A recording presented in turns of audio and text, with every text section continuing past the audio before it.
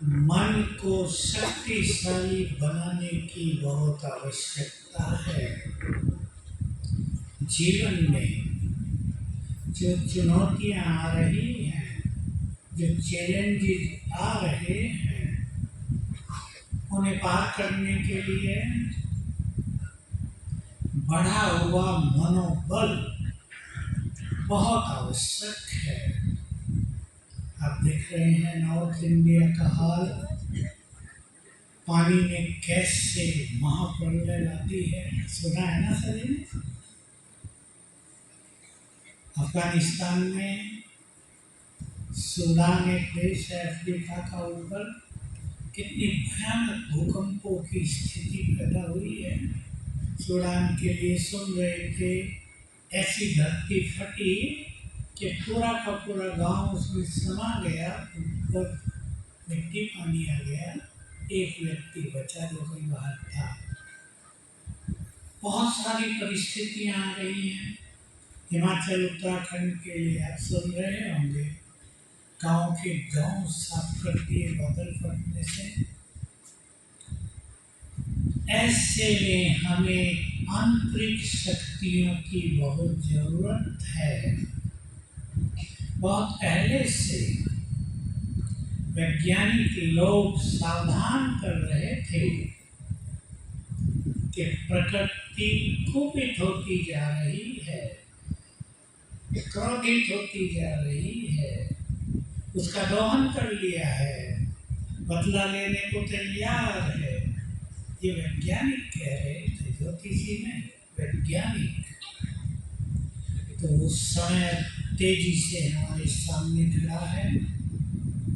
हमें अपनी मन की शक्तियों को बढ़ाना है। आज आप सभी संकल्प करें, हम आपके सामने कुछ बातें रखेंगे जिससे सभी की मन की शक्ति बढ़ जाए। जरूरत है या नहीं? है।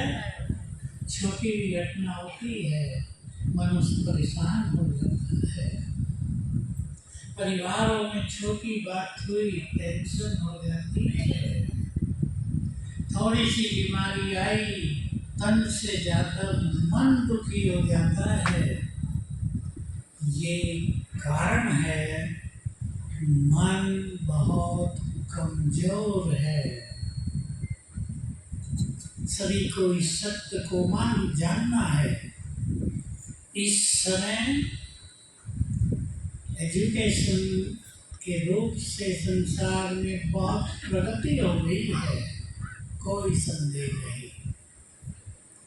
हमारी एजुकेशन भारत की बहुत आगे निकल रही है, धन भी बढ़ता जा रहा है, तो मन कमजोर होता जा रहा है। देखो, पढ़ाई लिखाई से विकास होता है बुद्धि का, ठीक बात है ना।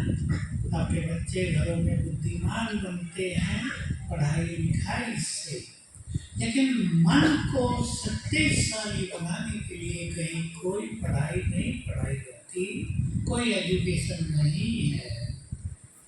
मनोविज्ञान भी एक सब्जेक्ट है, लेकिन उसमें भी ये एजुकेशन नहीं है कि मन को कैसे शक्तिशाली बनाया जाए। शायद उन्हें ये भी नहीं पता कि मन बहुत कमजोर हो चुका है मनुष्य का। आप सुनते होंगे कितने मनुष्यों के अंदर कोरोना के बाद सुसाइडल टेंडेंसी, हिंदी में अपने को नस मार देने की प्रवृत्ति बढ़ती जा रही है। समस्याओं का सामना नहीं कर पाते हैं, जीवन में बार बार असफल हो रहे हैं, बार बार कोई बड़ा कंपटीशन दे रहे हैं, सफलता नहीं मिल रही, सोचते मत जाओ। मैं आपको पहले दो चीज सुना देता हूँ, आप अपने साथ ले जाना। जो युवक बैठे हैं वो भी जीवन की इस यात्रा में, जीवन की यात्रा है ना, देखो हर व्यक्ति बचपन से चलता है इस यात्रा पर, अंत तक चलता है। इस यात्रा में सुख दुख हार और जीत, मान और अपमान, सफलता और असफलता सब आते हैं। कितनी बड़ी टीम हो खेलने वाली, सदा ही उसकी जीत नहीं होती, हार भी होती है। एक मनुष्य को बहुत सम्मान मिल रहा है, कभी उसकी निंदा भी होती है। काम धंधों में आपको बहुत लाभ हो रहा है, प्रॉफिट हो रहा है, कभी नुकसान भी हो जाता है, होता है या नहीं? कभी जीवन में सफलता के द्वार खुलते हैं तो कभी असफलता का मुंह भी मनुष्य को देखना पड़ता है। सभी ध्यान से सुन लेंगे। दोनों चीजों को स्वीकार करके चलने वाला मनुष्य सुखी रहता है। जो हार से हार न माने, हार तो होगी और हार न मान ले, सरेंडर न कर दे, सब कुछ छोड़ न बैठे भी हार ही होती है, छोड़ो,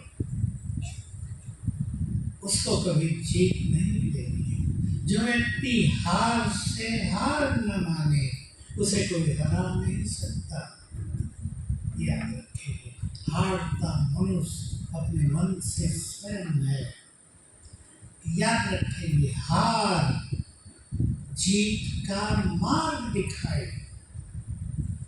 हार का विश्लेषण करें, क्या गड़बड़ हुई, उसे कुछ सीख के जीत की तरफ आगे बढ़े, ये बुद्धिमानी है।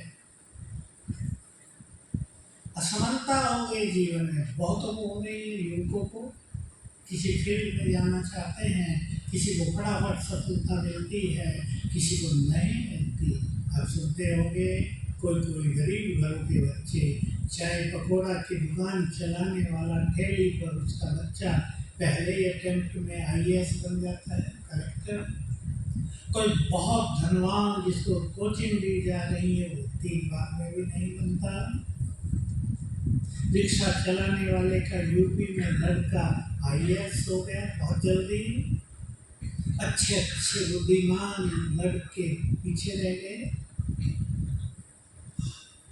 पराजय से, असफलता से कुछ सीखना। और याद रखेंगे, हर युवक को याद रखना है, माँ बाप को भी अपने बच्चों को इसमें संभाल के चलाना है। एक द्वार बंद हो जाए तो दूसरे 2 द्वार खुले होते हैं, बस देखना है मुझे। कई बार हम सोचते हैं एक द्वार बंद हो गया सदा के लिए खेल, लेकिन ऐसा नहीं होता, दूसरे द्वार खुले होते हैं। आज सारा संसार आपकी महिमा कर रहा है, इतने अच्छे काम करते हो। कुछ लोग ऐसे भी निकलेंगे जो आपसे जलन करके आपकी निंदा करेंगे। सब स्वीकार करना है, अंडरलाइन करें, सबको स्वीकार करके ही चलना है, प्रयास छोड़ना नहीं है। यानी स्वीकार करके उसे छोड़ देना है, स्वीकार करके अपने चित्त को शांत करना है। जब चित्त शांत होता है, मन शांत हो जाता है, तो बुद्धि पूरी तरह काम करना शुरू कर देती है। ये बहुत सुंदर सिद्धांत आप साथ ले जाए। मन शांत तो बुद्धि परफेक्ट, मन विचलित तो सुंदर बुद्धि भी विचलित। मैं आपको छोटा सा उदाहरण सुनाऊंगे, फिर हम उस टॉपिक पर आ जाते हैं। डॉक्टर अब्दुल कलाम को आप अच्छी तरह जानते हैं, सभी ने एक कहानी भी सुनी है। वो कितने गरीब घर में थे, एक पंडित ने उनको पढ़ाया, उनके घर में वो ज़्यादा रहते थे। BSc कर ली, कंपटीशन देने गए, पायलट था देहरादून में, इंटरव्यू असफल हो गए। किराया भी उसकी बहन ने दिया था, वापिस आने का किराया नहीं था, कि सिलेक्शन हो जाए वो नहीं रहेंगे। बहुत निराश हुआ। हम इस बार ऋषिकेश गए थे, तो जहाँ घाट था तो वहीं आश्रम था स्वामी शिवानंद का, छोटा सा एक बिल्डिंग। स्वामी शिवानंद उस समय के बहुत अच्छे माने हुए संत थे, महामंडलेश्वर थे। तो अब्दुल कलाम गंगा के किनारे खड़ा है, बहुत परेशान है, डूब जाऊंगा, क्या करूंगा जी कर, पैसा भी नहीं है, वापिस जाने का भी कोई रास्ता नहीं, पैदल तो नहीं जा सकता चेन्नई की तरफ तक। शिवानंद उसे देख रहे थे, कोई लड़का खड़ा है, इधर उधर घूमता है, परेशान लग रहा है। वो आगे उसके पास, उसे नहीं बुलाया, उसके पास आगे कहा, बेटा क्या बात है? कहा, महाराज ये घटना है, असफल हो रहा हूँ, जाने का किराया भी नहीं है, क्या करूँगा? कि कोई बात नहीं, मैं तुम्हें एक बात बता रहा हूँ, तुम्हारा जीवन पायलट बनने के लिए नहीं है, तुम्हें बहुत बड़े कार्य करने हैं, वो काम तुम्हारा आह्वान कर रहे हैं, हिम्मत ना हारो, पैसा दिया जाने का, जाओ और दोबारा मेहनत करो, तुम्हें देश के लिए बड़े काम करने हैं। ये तो आप जानते हैं, DRDO में उनका चुनाव हो गया। DRDO एक रिसर्च की ऑर्गेनाइजेशन है मिलिट्री की, डायरेक्टर बने, डायरेक्टर जनरल बने, हमारे यहाँ बहुत बार आए वो डायरेक्टर जनरल थे, फिर प्रेसिडेंट बने। तो कभी हिम्मत नहीं हारना, मरने की किसी को सोचना ही नहीं है। बुरा समय जिंदगी में आ जाए उसे बीतने देना। कभी कभी वो क्षण भर का होता है, ज्यादा देर का नहीं होता, तो बीत जाए, सुनहरा समय आ जाता है। एक और घटना सुना, कई साल पहले की है। उड़ीसा में एक युवक मैरिड था, वो बहुत असफल हो गया, कर्ज हो गया, दुखी हो गया, मरने के लिए पहुंच गया। महानदी है वहाँ, उसके किनारे टीला सा था, उस पर चढ़ गया, मैं खूब डूबा।